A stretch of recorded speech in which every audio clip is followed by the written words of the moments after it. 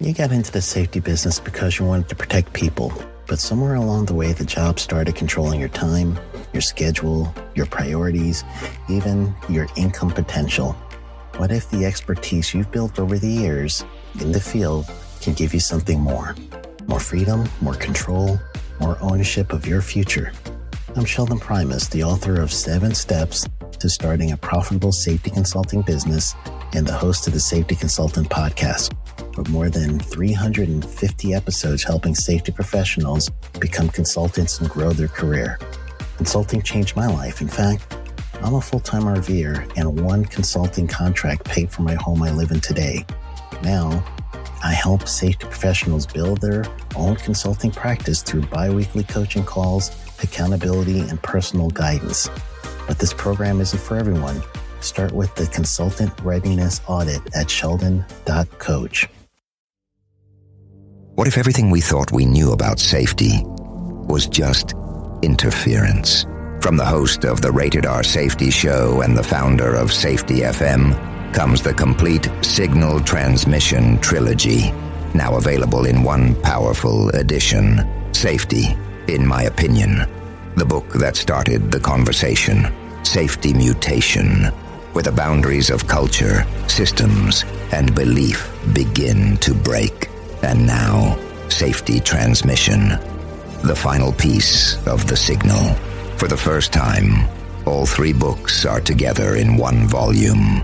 The Signal Transmission Trilogy, Complete Edition. This isn't just about compliance. It's about consciousness. It's about decoding the way we think, lead, and live, inside and outside the system. Whether you've been following the signal since the beginning or you're just now tuning in, this is the version to own. Search Signal Trilogy on Amazon or visit safetyfm.com to get your copy now.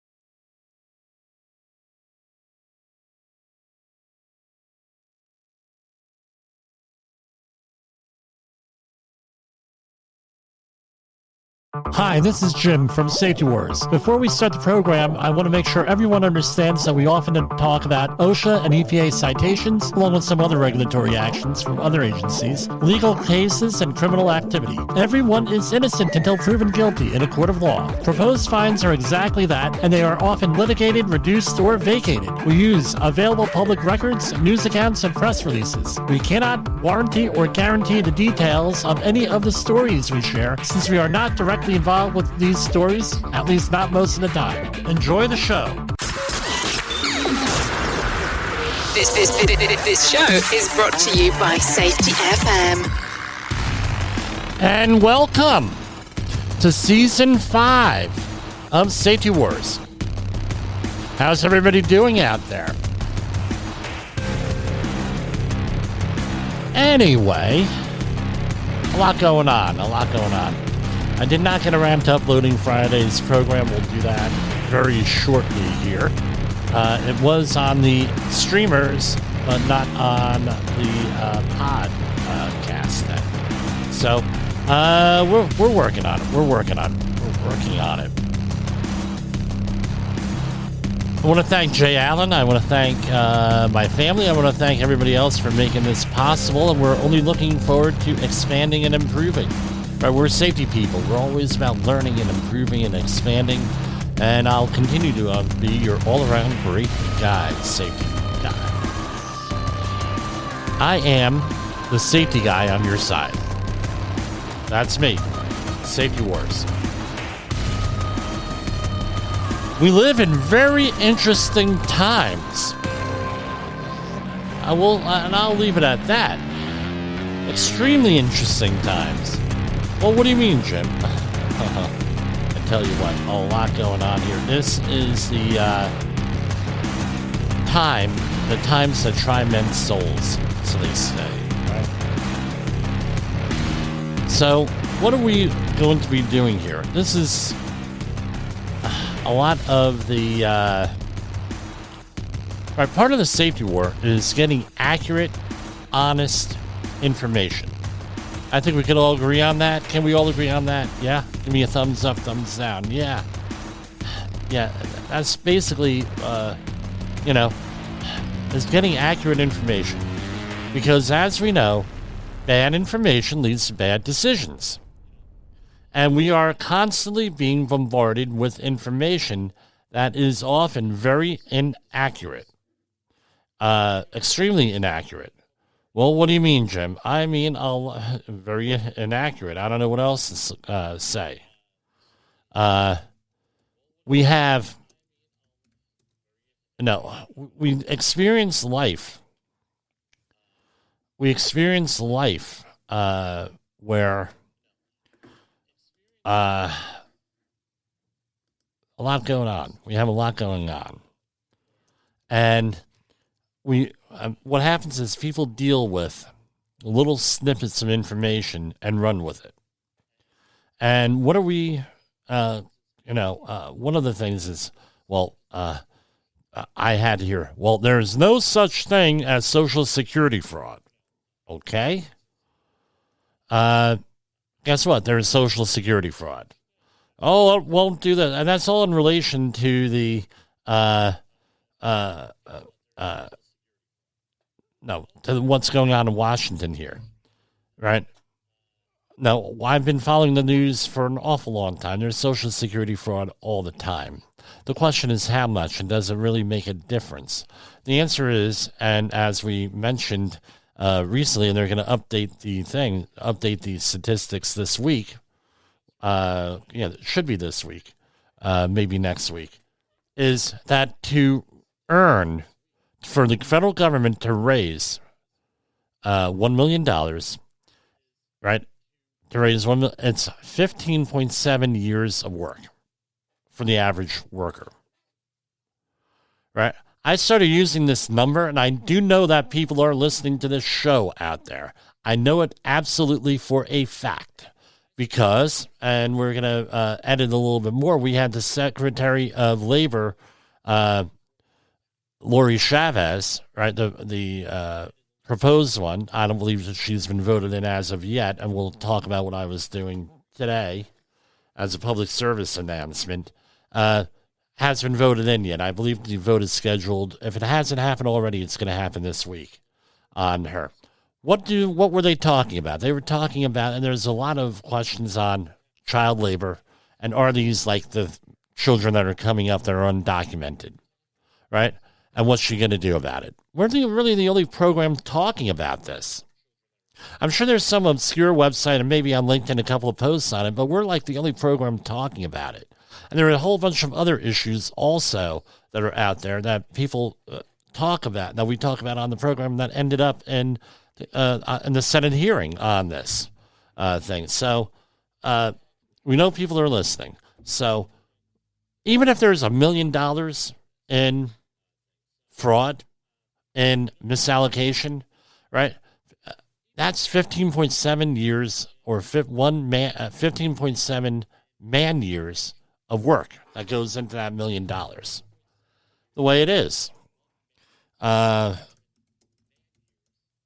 going to talk about that in a minute here after we go to commercials. I had a medical procedure today here with I had a medical procedure here today. It is specifically, I had a colonoscopy, and no, everything turned out okay. I didn't have any symptoms or anything. The doctor just wanted to go up and take a look because there were some concerns, family history, that sort of thing. I want to stress it to you how important it is to go for a colonoscopy. Very, very, very important here. Reason being, why are you talking about this? Why? I've known two people who have died from colon cancer in my life. One I knew, the other one was one of my friends, his mother. What my experience is, again, I'm not giving medical advice or making any recommendations. You need to go to your own doctor for that, and your own, and you know who knows your medical history. You gotta, seek out good, wise counsel on this. The cases that I've heard of colon cancer either I've read or I know or things like that. And it's been, you don't know you have it until it's like stage 3 or stage 4. It's relatively asymptomatic. So it's important, because I have a family history of not colon cancer and other colon issues. So I'm on like the 5-year program. But usually it's between 5 and 10 years you go through the check on the screen. The first time I went was during COVID, the height of COVID, and I don't believe around when it comes to this. When it comes to this kind of stuff, I was delayed by a year because of all the COVID craziness, right? And I had mine in, I believe it was 2021, so I had it 4 years ago. But there was issues coming up, so that I'm not going to discuss that they felt I needed to go again. So, but anyway, the doctor comes out and says, "Hey, Jimmy, first I woke up in the middle of the procedure. That didn't happen today. At least they said it happened. They knocked me back. I don't want to be out for nothing. Right now, you knock me out I'm out. All right.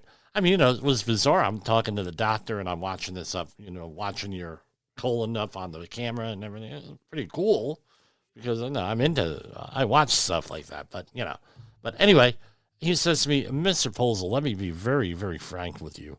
Thank God you came in now for this.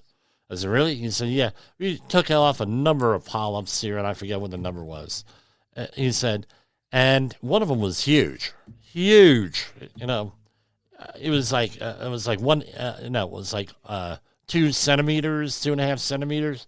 I'm really not supposed to take off anything more than that, anything larger than that. But it was right at the limit. I thought I could do it. I got it done.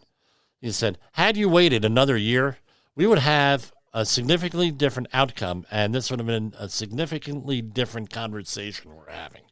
So he says, I realize COVID and delay and everything, but don't screw around with this. You gotta keep on top of this. So thankfully, then everything worked out. I imagine everything will work out this time. They sent everything out for a biopsy, but do not screw around. If you need a colonoscopy, go and get it. Any of these medical testing. So, what is a colonoscopy? So basically, it was like if you're a Star Trek fan, the Borg with a probe, and it has like a probe on it, and with all different types of instruments on the end. So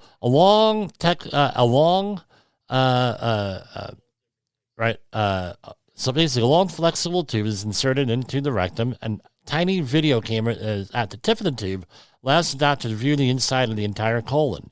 And you get pictures at the end of it too. They're pretty cool pictures. If necessary, polyps or other types of abnormal tissue can be removed through the scope during the colonoscopy. Tissue samples biopsies can be taken during a colonoscopy as well. And what do they do for? Investigate intestinal signs and symptoms. So abdominal pain, rectal bleeding, chronic diarrhea, and other intestinal problems. Screen for colon cancer, right? Look up for more polyps or treat an issue of some sort. That's basically it. And what I hear, and it's absolute baloney as far as I'm concerned. Absolute and complete baloney. I don't want to go for the colonoscopy because of the prep. The prep is horrible. That stuff is horrible tasting. Jim, you wouldn't believe how horrible. This is all I hear. Really? Okay, is it like the best thing I've tasted? No, but it's similar to like some of the sports drinks that people drink. I mean, let's be honest, And I mean, I drink, you see what I drink here on the air. It's a brand of soda that has stevia in it. So it's a little bit different. I like it, but some people don't like it. And when I said to the doctor, we were commenting, hey, Mr. Posel, how did you do on colon prep? Thumbs up, no problem. I said, I tell you what, everybody complains about that drink that they give you. I said, if you throw a little bit of alcohol in it, and we could probably sell that as a new sports drink at a bar, and it would have a dual purpose. He says, well, Jimmy, what do you mean dual purpose? The dual purpose is that you'd be able to make money off it. But the other thing is, it's a prophylactic. He says, why would you be a prophylactic? I said, you're not doing anything else. Run into the bathroom. And ha, ha, ha. He got a really good laugh out of it. So, it doesn't taste bad at all. I mean, it's, yeah.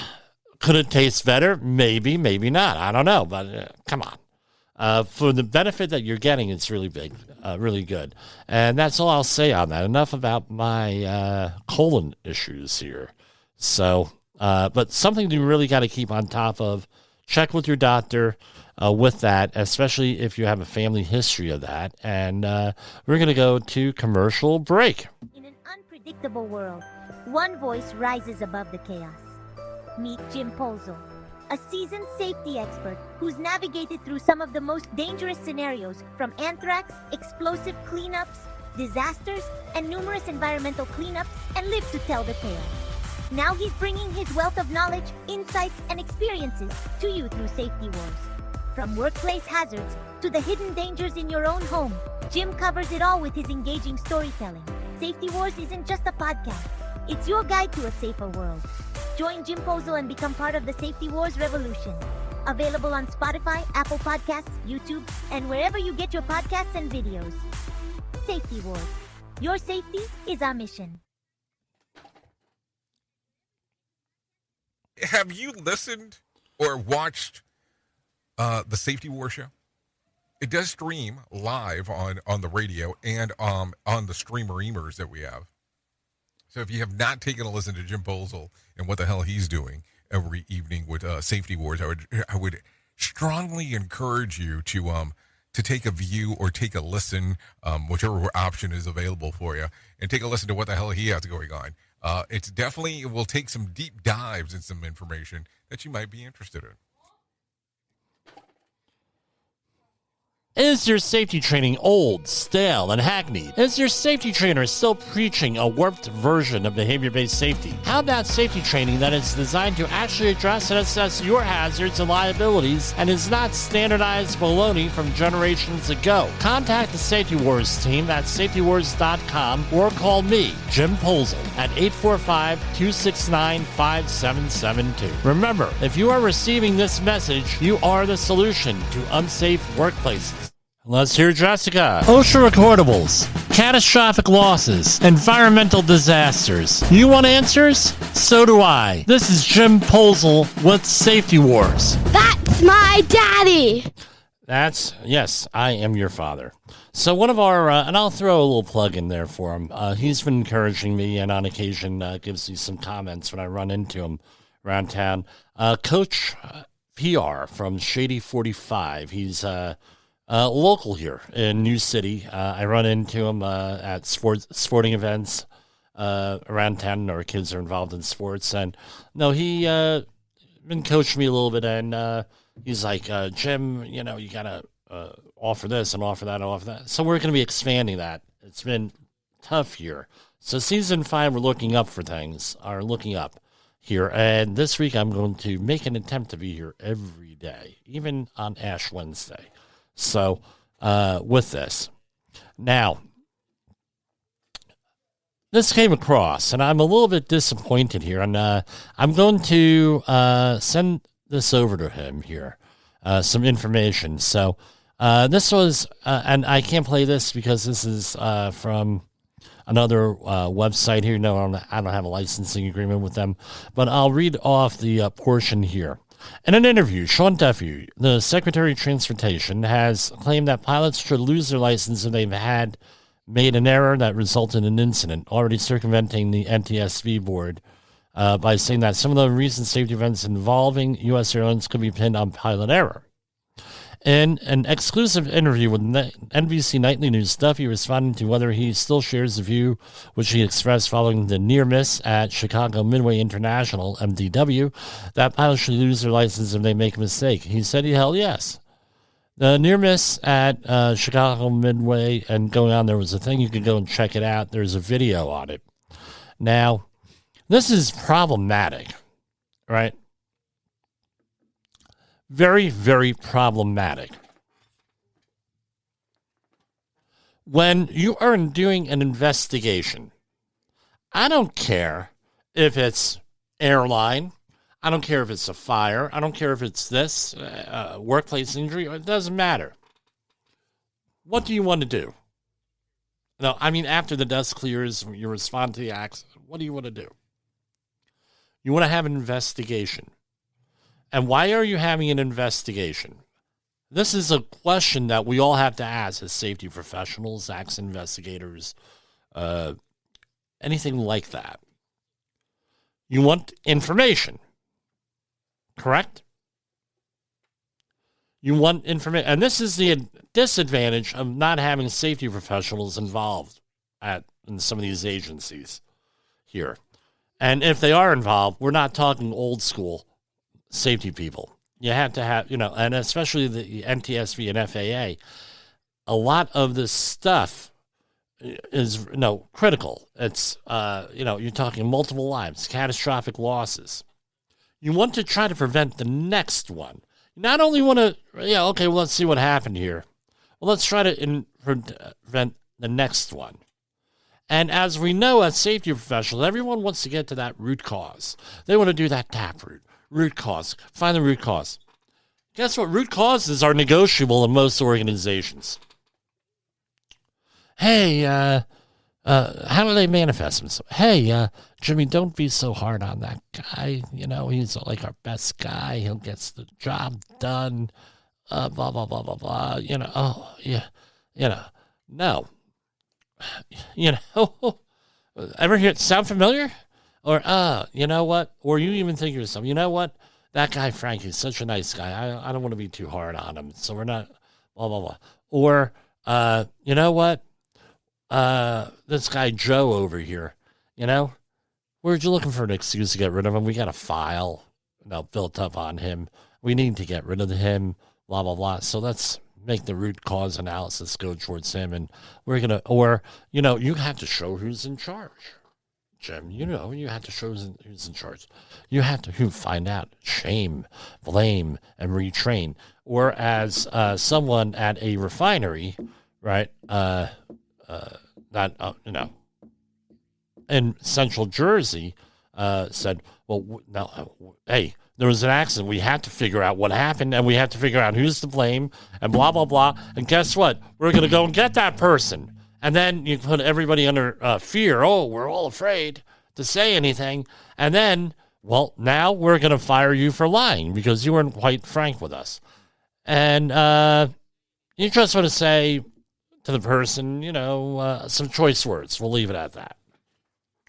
At that point.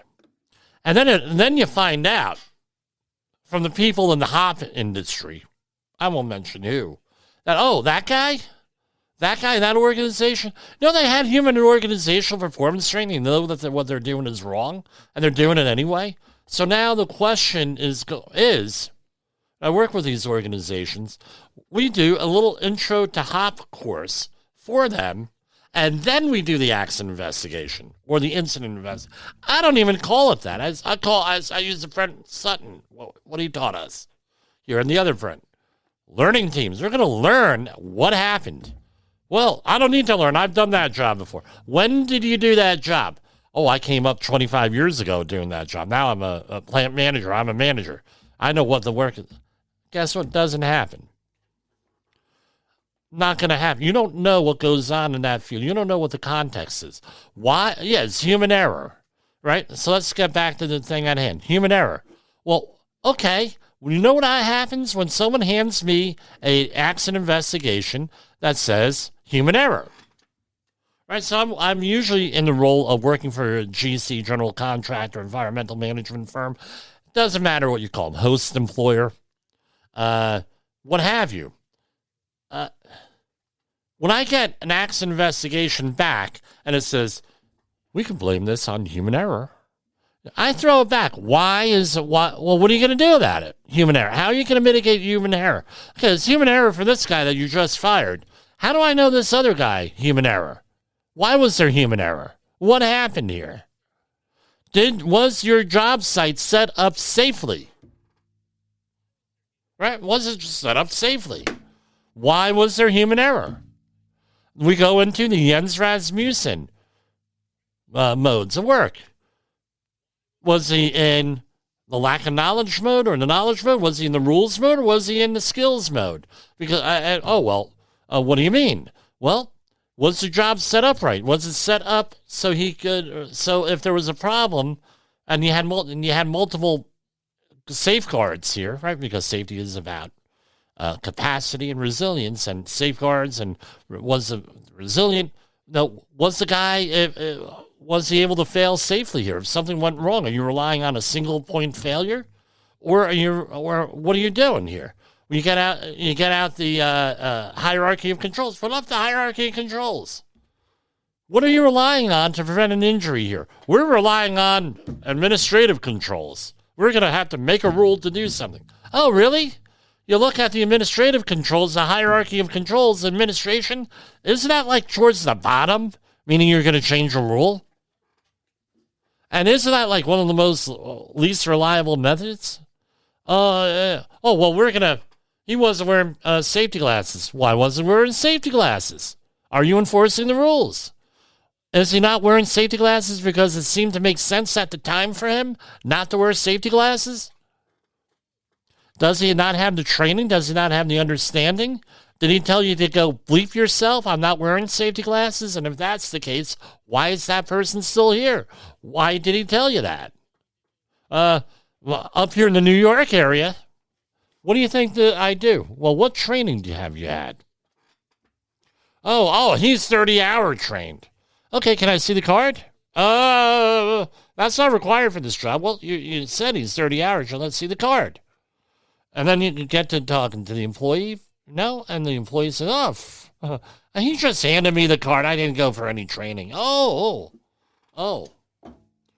One of my favorite stories is a guy dropped a conveyor at a warehouse onto his foot. And I said, well, can I see your boots? He came in the next day. Well, you had to go to urgent care. Came in the next day with a cast on his foot. Oh, when we're doing the axe investigation. I said, okay, well, what did you drop on your foot? Oh, I dropped this on my foot. I said, throw it on this. It's like 20 pounds. I said, okay, 20 pounds. Why are your toes smashed? Why are you in a cast? Oh, my toes are all broken. Okay. From that? Yeah. I said, can I see your boots? Oh, yeah, here they are. I said, these are not safety toe shoes. What's going on here? I said, just your toes, according to the medical report. What's going on here? Well, thank God I didn't have those steel toe boots on. Okay, why is that? And he's saying this in front of, like, me, and I have my dude on the site, and I have the client, the main client, big company, their safety person on site.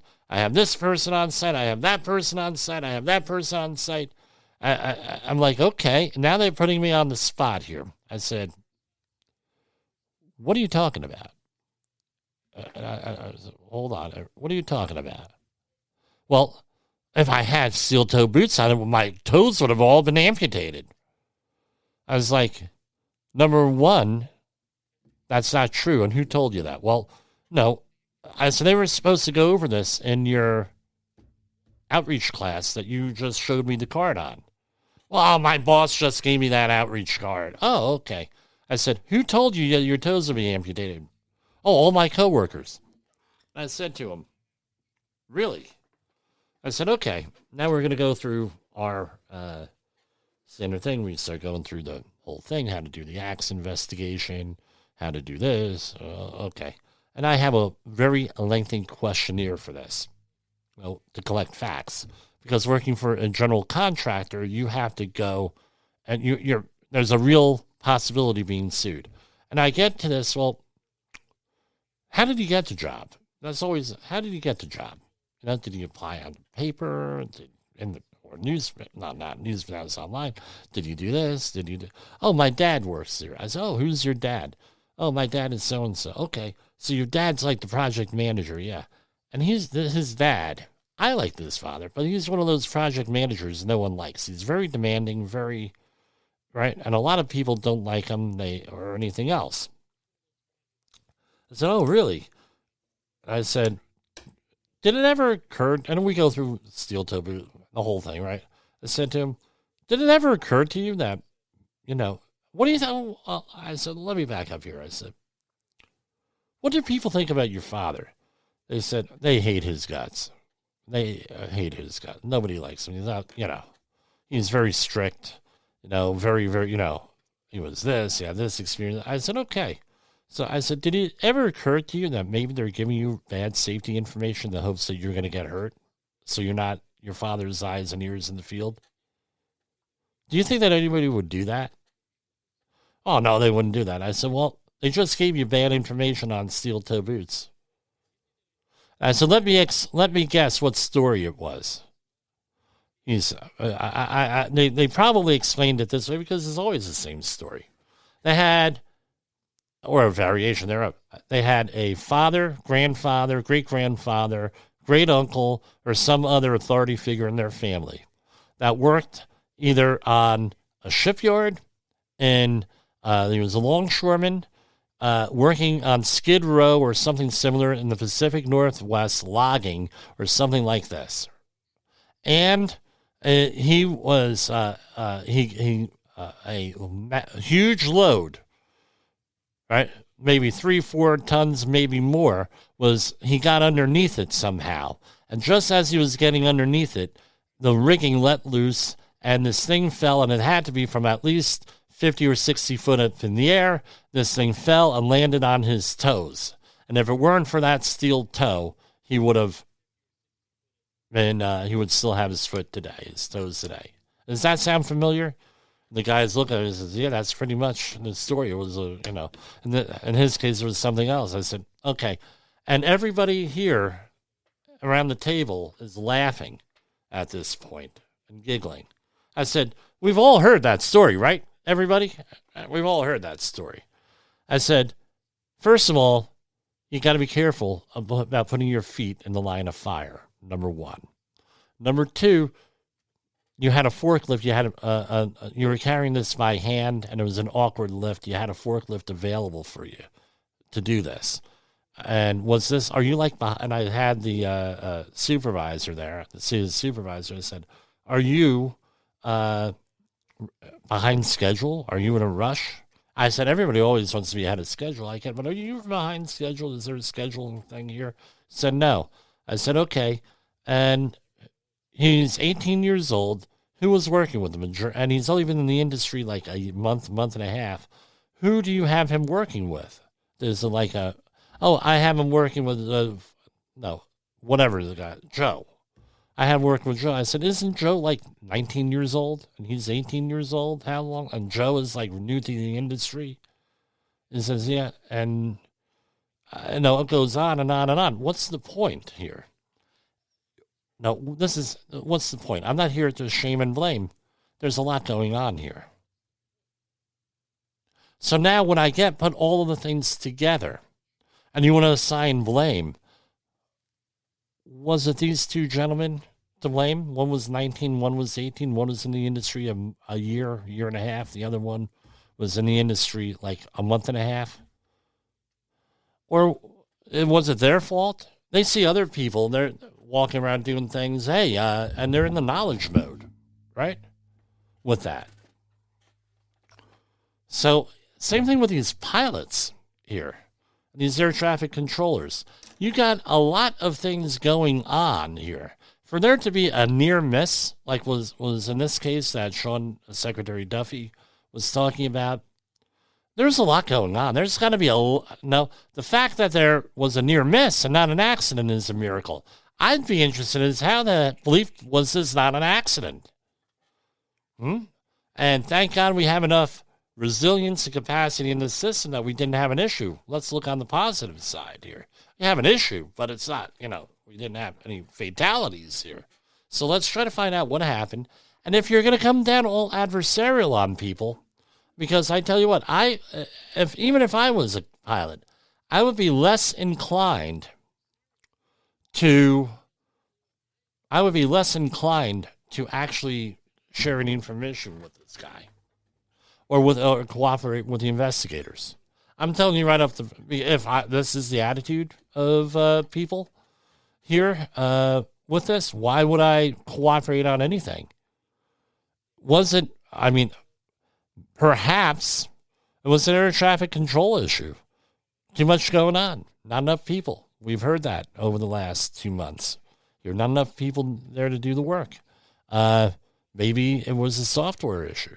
You're going to blame that on the person, the software issue? You're going to blame this? You're flying a plane, you got 20 things, 30 things going on at one time. May have been an experienced pilot. May have been an equipment malfunction. It might have been a lot of things. The other thing is this. Why do you have, when you're driving, why do you have insurance? Why? Well, the law says you got to have insurance. Yeah, but I can control what I do and my reactions, generally speaking. Now, things might happen. Deer runs out on the road. Or we had a guy over here driving along about 3 or 4 years ago. He's just driving along on the Palisades Parkway, and a tree falls out of nowhere, comes out of nowhere, falls on the car, killing him. Right? Can't control those things. Right? You have insurance because you're insuring the other, what someone else might do to you. You don't have control over what the other driver does at all. Right? So there's a lot that goes on. Going on, what do we have back here? We have our Jenga pile. Right? And you're taking out the bottom brick. Right? I might just keep this up until we have a problem here. Right? It'll be the Jim's Jenga thing. So we're taking out a bottom brick here. We're moving on up to the top. Right? It didn't collapse. When that collapses, who's to blame? Well, I'm the only one playing. But if you're with a group of people, that's how accidents happen. A lot goes on prior to that going up. Right? Just the way it is with that. So, again, we're going to tag this. I'm going to make a video out of this section here. I'm going to send it on over to the president and everything else. I'm going to be tagging because I tell you what, they're all reading this stuff. And, no, someone on their staff is. That's for damn sure. I don't know who. I know who it is, by the way. I have a pretty good idea. With that. So we're going to go to our next commercial break.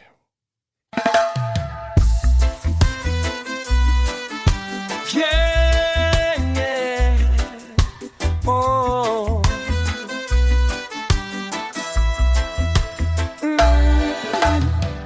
2025, it's rolling in. Safety first, let's start the spin.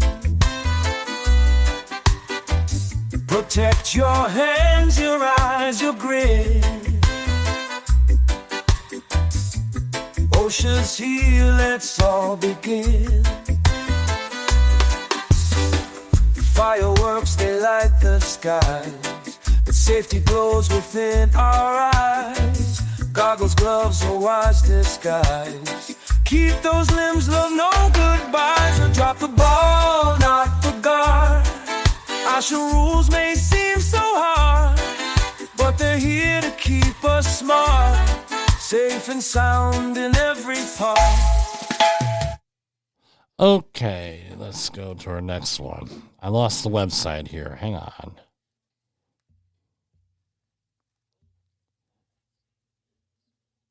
In a world where danger lurks in every corner, one man stands as a beacon of hope. Jim Posel, a veteran safety expert with over 3 decades of experience, now bringing his knowledge to you with Safety Wars. Engaging, informative, and always relevant. That's Safety Wars. Join the safety revolution with Safety Wars, available on Spotify, Apple Podcasts, YouTube, and wherever you get your podcasts and videos.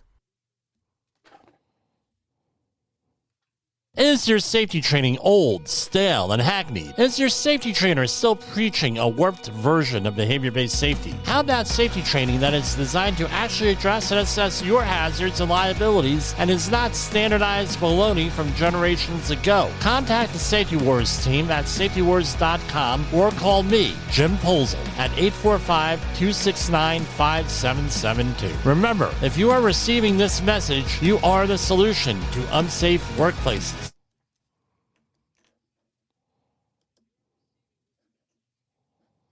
Okay, so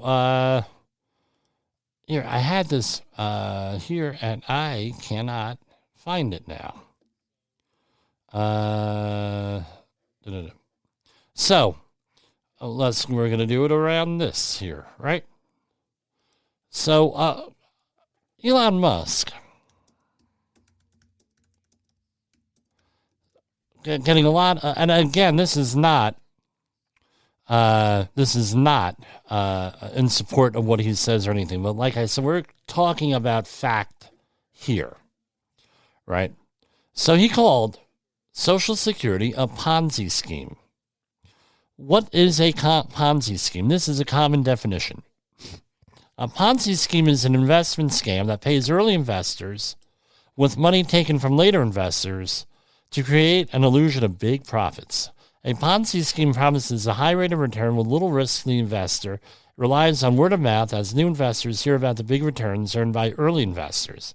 Inevitably, the scheme collapses when the flow of new money slows, making it impossible to keep up with payments of alleged profits. A Ponzi scheme is similar to a pyramid scheme that is both both new investors' funds to pay earlier backers. The pyramid scheme usually relies on rewarding early participants to recruit more participants, but collapses when the supply of potential participants dwindles. A Ponzi scheme relies on a growing stream of new investors. So, that's basically it. So how does Social Security work on this? All right. Here we have a fact sheet, and this is off of the Social Security. Let me share it since I'm allowed to share that. A fact sheet on Social Security here. So this is right from the website. In 2025, an average of almost 69 million Americans per month will receive Social Security benefit, totaling about $1.6 trillion in benefits paid during the year.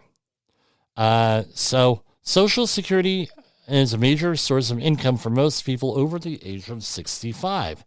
Nearly 9 out of 10 people aged 65 or older were receiving Social Security benefits as of December 31st of last year. Social Security benefits represent 31% of the income of people over age 65. Among Social Security benefits are age 65 and older. Again, that's scary. That's only 11 years for me, right? 39% of men and 40% of women receive 50% or more of their income from Social Security. This information is from research released in 2024 using 2015 data. And click on here for info. Retired workers and their dependents accounted for 78% of total benefits. So, and it goes on and on and on with that. In 1940, the life expectancy of a 65-year-old was almost 14 years. Today, it is over 20 years. The number of Americans 65 and older will increase from about 61 million in 2023 to 77 million by 2035. Oh. Demographics. I thought, people get pissed off when I discuss demographics on this show, right? And the importance of this, right? In 2023, there were an estimated 2.7 covered workers for each Social Security beneficiary. By 2035, trustees estimate there will be 2.4 covered workers for each beneficiary, meaning it's going to be more and more expensive as we go along because our population demographics is going to change with this. Now, I am here.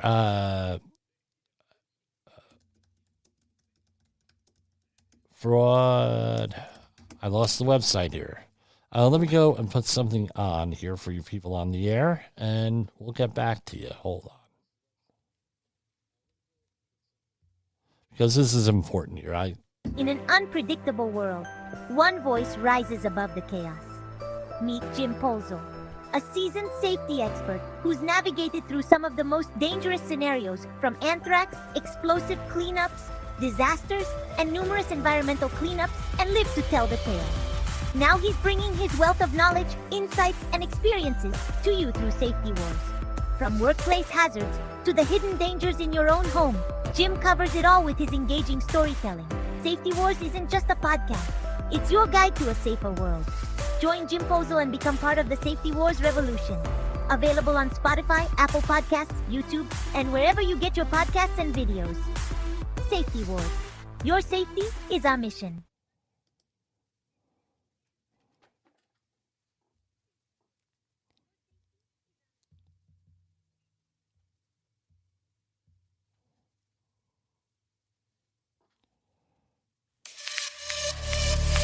Hard hat on my head, set the alarm. High voltage love in your arms. Steel toe boots, steal my heart. Now love's a machine, start to start. Danger signs, but we don't mind. We're safety certified, hearts aligned. Locked out, tagged out, hearts entwined. You and me were one of a kind. Fire extinguisher, spark of desire. Emergency exits, this love's on fire. Hard hat area, yeah, we comply. Our love's as strong as reinforced supply. Our love's like gears, it turns so true. Turbines of passion spinning with you. Mechanical love, it's built to last. Safety first, romance moving fast. Danger signs, but we don't mind. We're safety certified, hearts aligned. Locked out, tagged out, hearts entwined. You and me were one of a kind. Worksite romance, it's OSHA approved. Love that's steady, never misused. Red tape barriers can't keep us apart. Love evolves, safety from the start. Danger signs, but we don't mind. We're safety certified, hearts aligned. Locked out, tagged out, hearts entwined. You and me were one of a kind.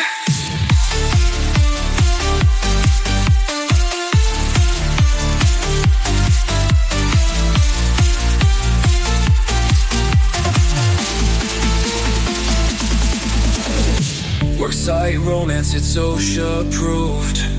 Love that's steady, never misused. Red tape barriers can't keep us apart. Love evolves, safety from the start. Worksite romance, it's OSHA approved. Love that's steady, never misused. Red tape barriers can't keep us apart. Love evolves, safety from the start. So the podcast is pre-recorded, but the video is going to be released a little bit later on. I got to do some editing here. So here we have the Office of Inspector General. Here, I finally got where I erased here. I closed out. So, former Social Security Administration employee, please, no, this is why I'm putting this up. Fraud doesn't exist. These people, none of this stuff is all made up. So here we have, from last Friday, former Social Security Administration employee pleads guilty to attempting to induce a Social Security beneficiary for prostitution. A former Social Security Administration employee pleaded guilty yesterday to attempting to persuade a beneficiary to cross state lines to engage in prostitution. Not going to mention the person's name here with that. Right. So in March 2024, the person at the field office of an individual seeking Social Security benefits after losing her job. After redirecting the individual to another field office near her residence in another state, the person called the individual using the telephone number he obtained from the computer system at Social Security Administration And he indicated he understood she was in a difficult situation, but maybe they could work something out that would be a benefit for both of them. During a call monitored by law enforcement later that month, the person stated to the individual that they could help each other out and they proposed giving the individual money in exchange for sex. In several subsequent text messages, the person suggested the individual may travel to Massachusetts to meet him, offering to pay her $100 to have sex in a car at a hotel parking lot. Oh, no issues here, right?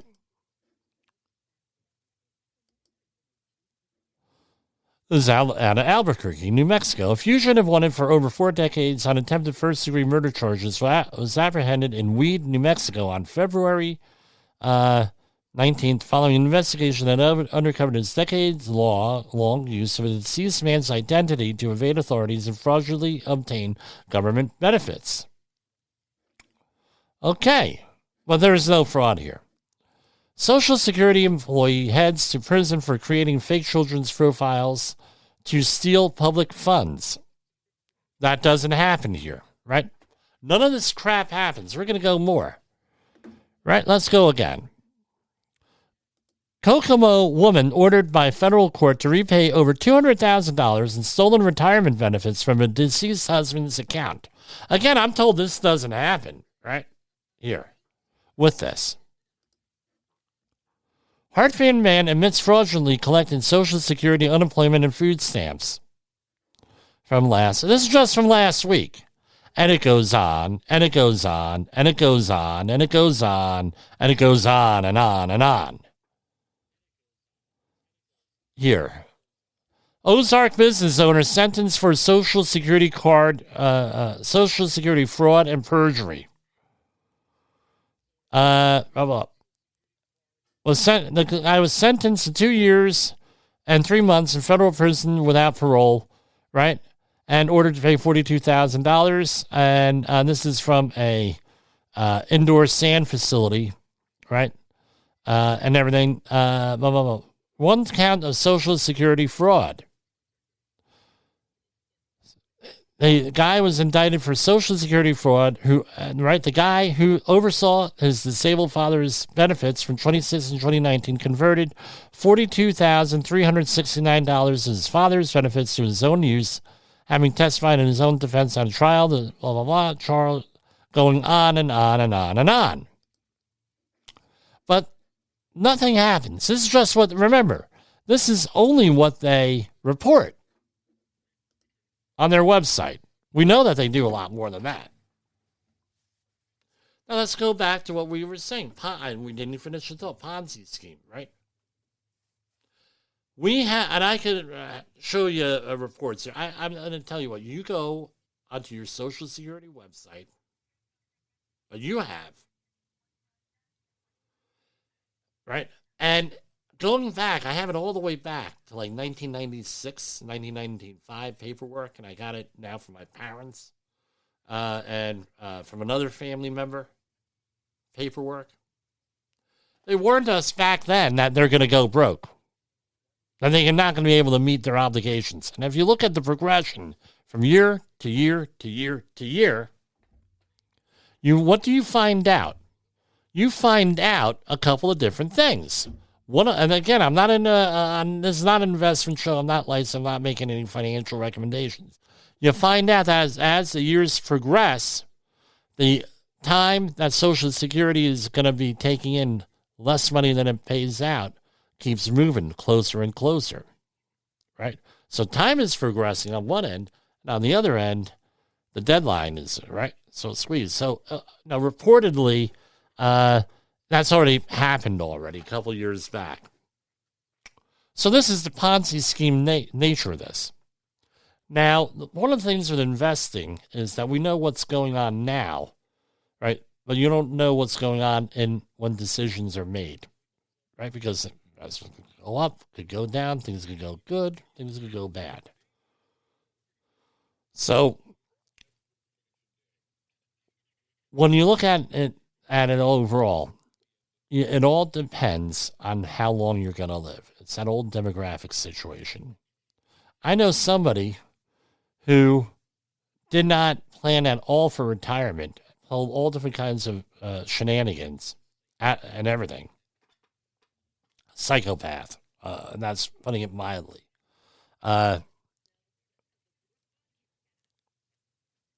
He said, I'm going to start collecting at 70, right?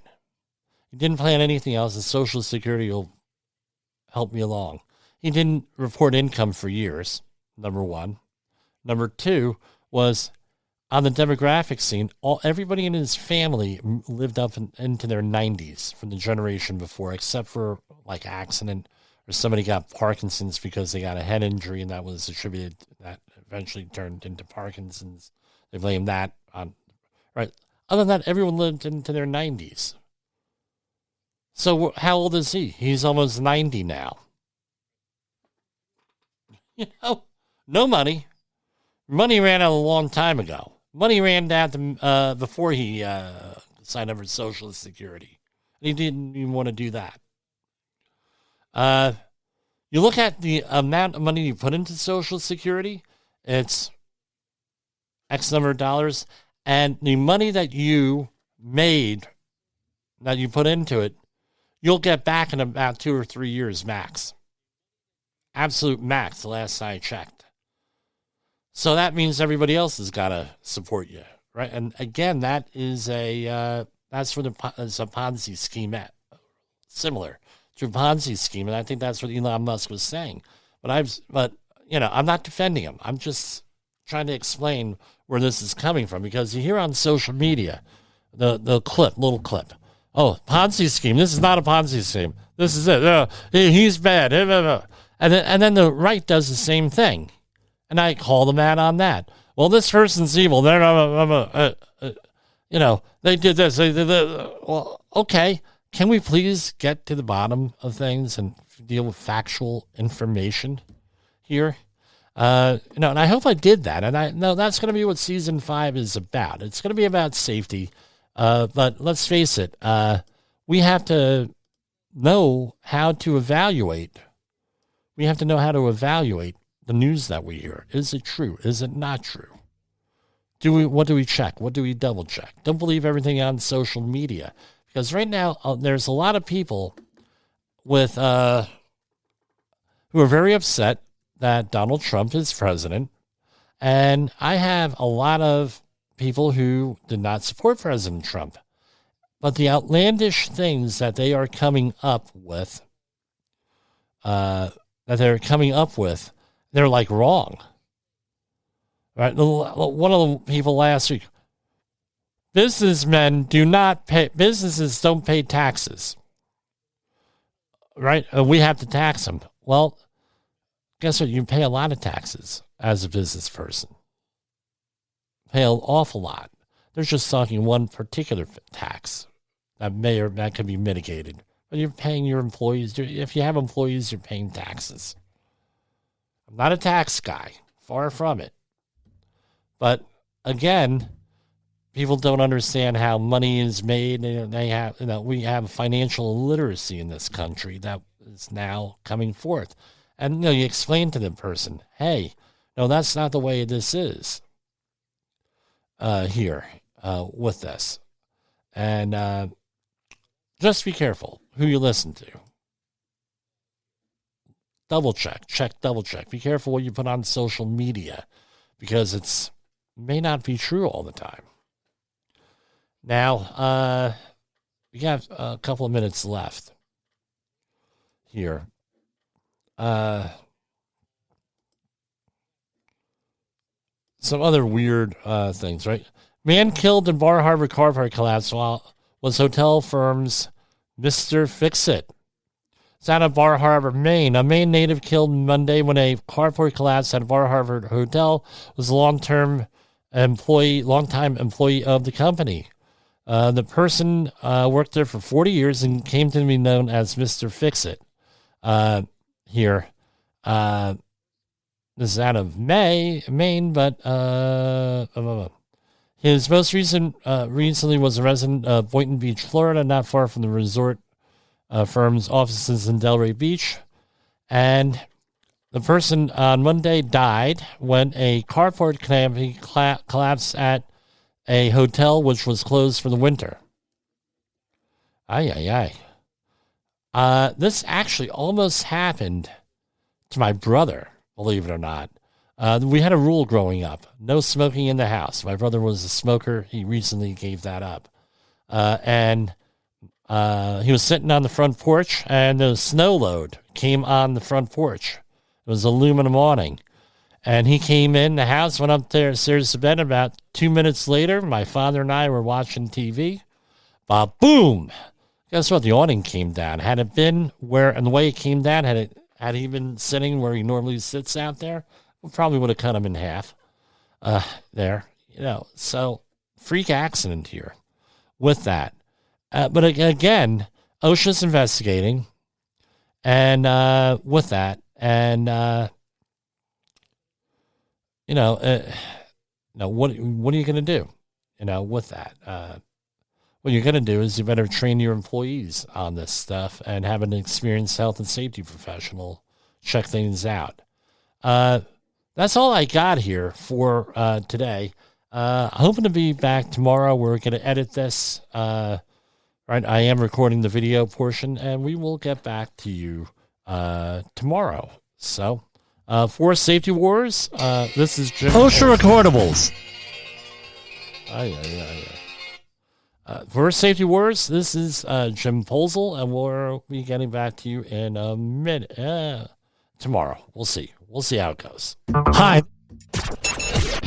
The views and opinions expressed on this podcast are those of the host and its guest and do not necessarily reflect the official policy or position of the company. Examples of analysis discussed within this podcast are only examples. They should not be utilized in the real world as the only solution available, as they are based only on very limited and dated open source information. Assumptions made within this analysis are not reflective of the position of the company. No part of this podcast may be reproduced, stored in a retrieval system, or transmitted in any form or by any means, mechanical, electronic, recording, or otherwise, without prior written permission of the creator of the podcast, Jay Allen.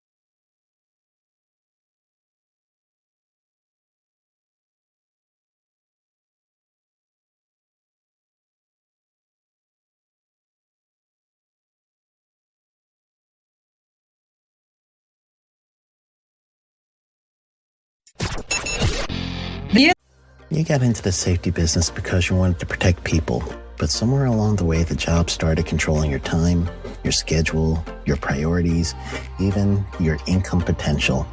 What if the expertise you've built over the years in the field can give you something more? More freedom, more control, more ownership of your future. I'm Sheldon Primus, the author of 7 Steps to Starting a Profitable Safety Consulting Business and the host of the Safety Consultant Podcast, with more than 350 episodes helping safety professionals become consultants and grow their career. Consulting changed my life. In fact, I'm a full-time RVer, and one consulting contract paid for my home I live in today. Now, I help safety professionals build their own consulting practice through bi-weekly coaching calls, accountability, and personal guidance. But this program isn't for everyone. Start with the Consultant Readiness Audit at sheldon.coach. What if everything we thought we knew about safety was just interference? From the host of the Rated R Safety Show and the founder of Safety FM comes the complete Signal Transmission Trilogy, now available in one powerful edition. Safety, in my opinion, the book that started the conversation. Safety Mutation, where the boundaries of culture, systems, and belief begin to break. And now, Safety Transmission, the final piece of the signal. For the first time, all 3 books are together in one volume. The Signal Transmission Trilogy, Complete Edition. This isn't just about compliance. It's about consciousness. It's about decoding the way we think, lead, and live, inside and outside the system. Whether you've been following the signal since the beginning or you're just now tuning in, this is the version to own. Search Signal Trilogy on Amazon or visit safetyfm.com to get your copy now.